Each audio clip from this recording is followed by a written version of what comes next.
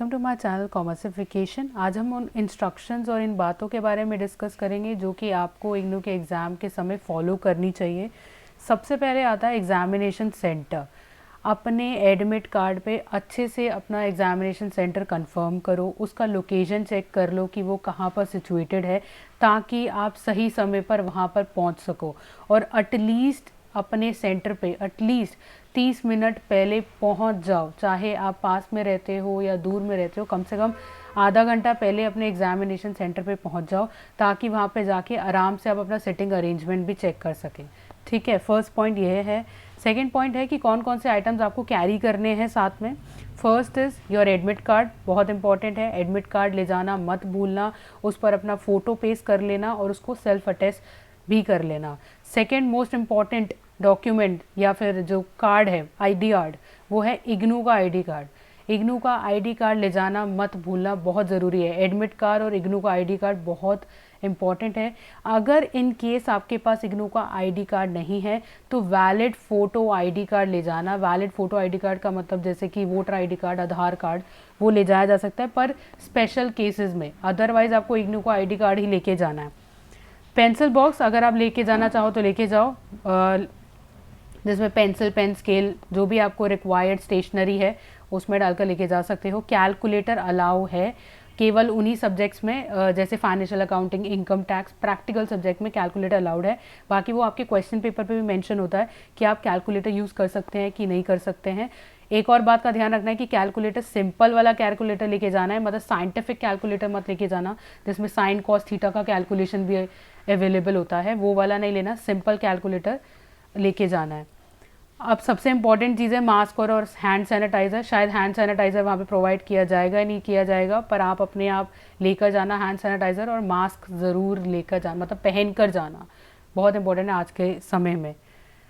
उसके बाद थर्ड जिस चीज़ के बारे में मेरे को डिस्कस करना है कि आप अपनी आंसर शीट में जो फर्स्ट पेज होता है या जो फ्रंट पेज होता है आंसर शीट का, उस पे जो पर्टिकुलर्स हैं उसको बड़े ध्यान से केयरफुली भरना, क्योंकि कभी कभार एग्ज़ाम की टेंशन में हम उन पर्टिकुलर्स को गलत तरीके से भर देते हैं, तो उसका भी ध्यान रखना है। और मैं अभी उन्हीं पर्टिकुलर्स के बारे में डिस्कस करूँगी कौन कौन से पर्टिकुलर्स आपको भरने हैं।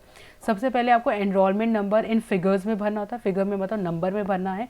जैसे मैंने यहाँ पे लिखा एनरोलमेंट नंबर 1 2 3 4 5 6 7 8 9, जो भी आपका एनरोलमेंट नंबर है इसी तरीके से आपको यहाँ लिखना है। उसके बाद आपको एनरोलमेंट नंबर अपना वर्ड्स में लिखना है।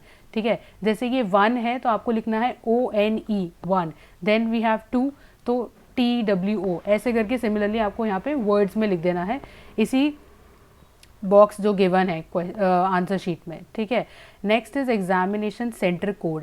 ये आपको आपके एडमिट कार्ड पे मिल जाएगा, एग्जाम सेंटर कोड करके लिखा होता है, वो आपको यहाँ पे फिल करना है।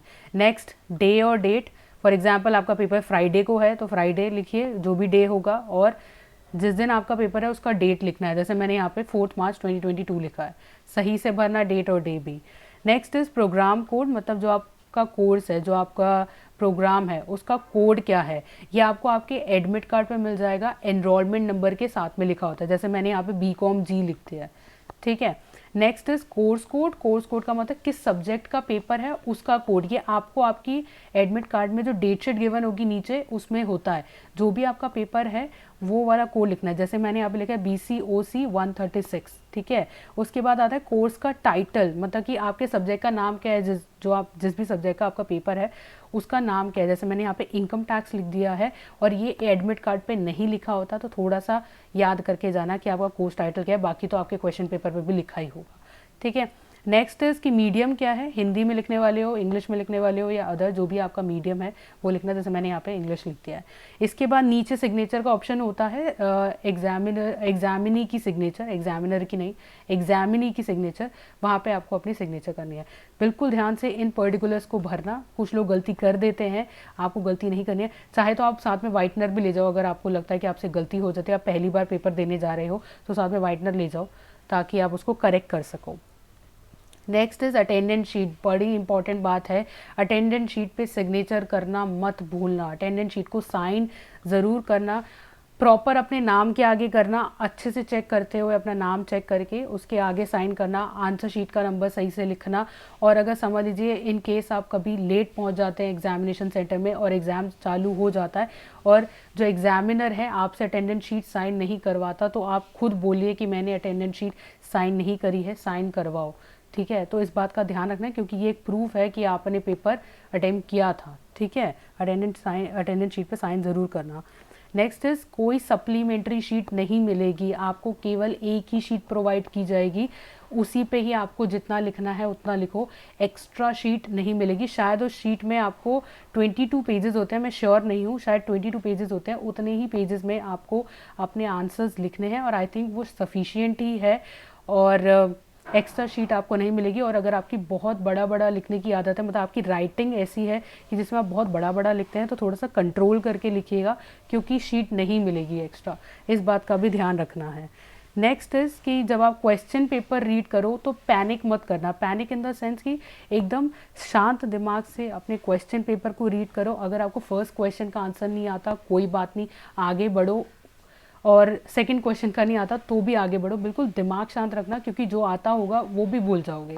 इसीलिए क्वेश्चन पेपर को ध्यान से पढ़ो, चाहे पहला क्वेश्चन नहीं आता या दूसरा क्वेश्चन नहीं आता, आगे आएगा।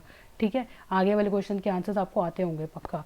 ठीक है, तो पैनिक नहीं करना है क्योंकि अगर आप पैनिक कर जाओगे तो जो आता होगा वो भी नहीं लिख पाओगे, इस बात का भी ध्यान रखना।